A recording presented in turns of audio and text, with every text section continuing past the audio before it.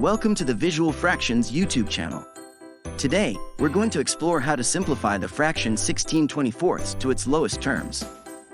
Let's look at the fraction 16/24. To simplify it, we'll divide both the numerator and the denominator by their greatest common factor.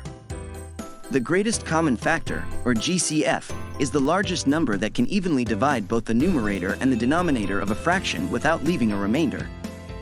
For 16 and 24, that's 8. We start by dividing 16 by 8, which gives us 2.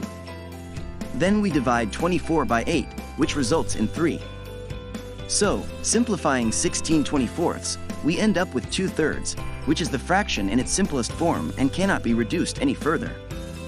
It's important to note that both the original fraction 16/24 and the simplified fraction 2/3 have the same decimal value, which is approximately 0.6667.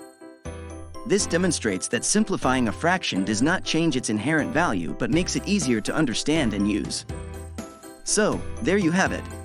The fraction 16/24 simplified to its simplest form is 2/3, and in decimal form, it's about 0.6667.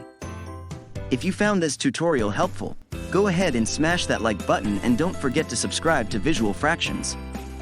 Thanks for watching.